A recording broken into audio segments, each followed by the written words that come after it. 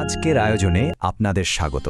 আমরা আজ এমন এক চরিত্রের গল্প বলবো যার নাম শোনেননি এমন মানুষ খুঁজে পাওয়াই মুশকিল। তিনি হলেন হনুমান।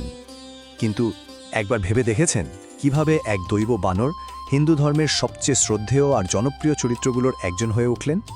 এই গল্পটা শুধু শক্তির নয়, আবার শুধু ভক্তিরও নয়। এটা হলো শক্তি আর ভক্তির এক অবিশ্বাস্য মেলবন্ধনের গল্প, আর এই গল্পের নায়ক হলেন হনুমান। তো চলুন একদম শুরু থেকে শুরু করা যাক। কে এই হনুমান? প্রথমেই বলি, হনুমান হলেন একজন বানর। তবে হিন্দু মহাকাব্যগুলোতে বানররা কিন্তু সাধারণ পশু নয়, বরং তারা হলেন অলৌকিক ক্ষমতার অধিকারী, দেবতাদের সঙ্গী। তার জন্ম বৃত্তান্তও কিন্তু বেশ ইন্টারেস্টিং। তার মা ছিলেন অঞ্জনা আর পিতা কেশরী। কিন্তু এখানেই শেষ নয়, বায়ুর দেবতা পবন দেব তার আধ্যাত্মিক পিতা, আর অনেকেই তো তাকে দেবাদিদেব শিবেরই এক অবতার বলে মনে করেন। তবে হনুমানের পরিচয় সবচেয়ে বেশি উজ্জ্বল হয়ে ওঠে রামায়ণে। চলুন সেই গল্পে যাওয়া যাক। গল্পের মোড় ঘুরে যায় ঠিক তখনই যখন রাক্ষসরাজ রাবণ দেবতারাজা রামের স্ত্রী সীতাকে অপহরণ করে, আর এই সংকটময় মুহূর্তেই হনুমানের আসল যাত্রা শুরু হয়। ভাবুন তো, লঙ্কায় প্রথমবার হনুমানকে দেখে সীতা কতটা অবাক হয়েছিলেন। তিনি তো সোজাসুজি প্রশ্নই করে বসেন, মানুষ আর বানরের মধ্যে সম্পর্ক কি করে সম্ভব? তার মানে বোঝাই যাচ্ছে, রামের দূত হিসেবে একজন বানরকে দেখতে তিনি মোটেই প্রস্তুত ছিলেন না। লঙ্কায় তার মিশনটা কিন্তু সহজ ছিল না।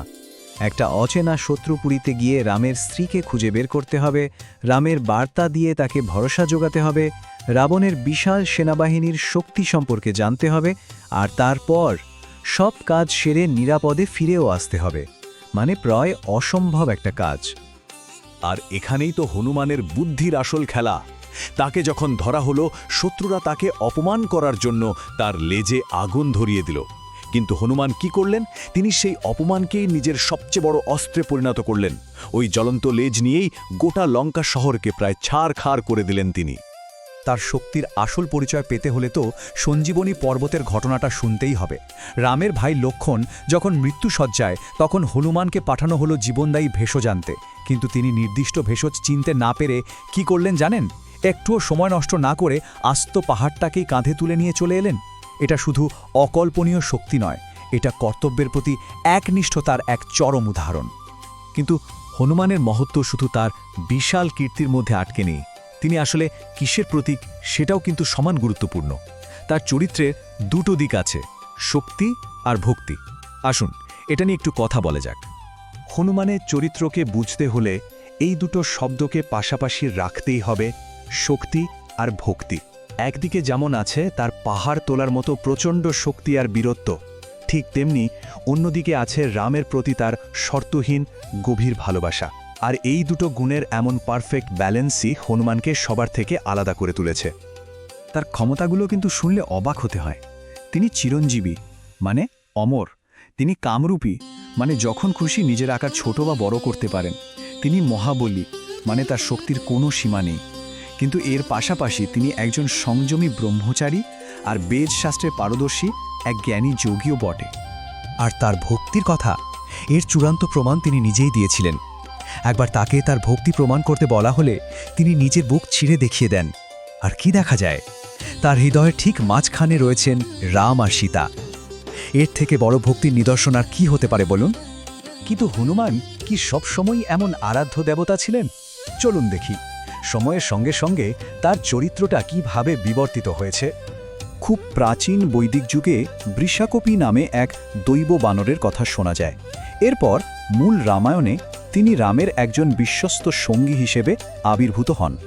কিন্তু ষোড়শ শতকে তুলসীদাসের রামচরিত মানসের হাত ধরে তিনি হয়ে ওঠেন ভক্তির আদর্শ। আর সপ্তদশ শতকে এসে তিনি অন্যায়ের বিরুদ্ধে প্রতিরোধের এক মূর্ত প্রতীক হয়ে দাঁড়ান। অর্থাৎ মধ্যযুগে এসে তার গুরুত্ব এতটাই বেড়ে যায় যে তিনি শুধু রামের একজন সঙ্গী থেকে উপাসনার এক প্রধান দেবতায় পরিণত হন। তো আজকের দুনিয়ায় হনুমানের জায়গাটা ঠিক কোথায়? মজার ব্যাপার হলো, হনুমানের আবেদন কিন্তু শুধু হিন্দু ধর্মের মধ্যেই সীমাবদ্ধ নেই। বৌদ্ধ, জৈন, এমনকি শিখ ধর্মের গল্পেও তার উপস্থিতি দেখতে পাওয়া যায়। এটা থেকেই বোঝা যায় তার চরিত্রটা কতটা সর্বজনীন। আজকের দিনেও তার প্রভাব অবিশ্বাস্য। ভারত পাকিস্তান থেকে শুরু করে ক্যারিবিয়ানের ত্রিনিদাদ পর্যন্ত তার মন্দির আছে। কুস্তিগির আর মার্শাল আর্টিস্টরা তাকে নিজেদের পৃষ্ঠপোষক মনে করেন। আর সবচেয়ে অবাক করা ব্যাপার হলো আমেরিকার প্রাক্তন প্রেসিডেন্ট বারাক ওবামাও নাকি নিজের পকেটে একটা ছোট হনুমান মূর্তি রাখতেন সৌভাগ্যের জন্য। এমনকি হালফিলের জনপ্রিয় সিনেমা মাঙ্কি ম্যানের অনুপ্রেরণাও কিন্তু তিনি। আধুনিক যুগে তার প্রতি শ্রদ্ধা যে কত বিশাল তার একটা প্রমাণ দিই। অন্ধ্রপ্রদেশে তার যে মূর্তিটা রয়েছে সেটার উচ্চতা কত জানেন? 135 ফুট, মানে বিশ্বের অন্যতম উঁচু মূর্তিগুলোর একটা, যার নাম বীরা অভয়া অঞ্জনেয়া স্বামী। তাহলে শেষ পর্যন্ত প্রশ্নটা সেখানেই ফিরে আসে, একজন দৈব বানরের গল্প কেন এত শতাব্দী ধরে মানুষের মনকে এভাবে নাড়া দিয়ে চলেছে? হয়তো এর উত্তরটা লুকিয়ে আছে শক্তি আর ভক্তির সেই নিখুঁত কালজয়ী মিশ্রণের মধ্যেই।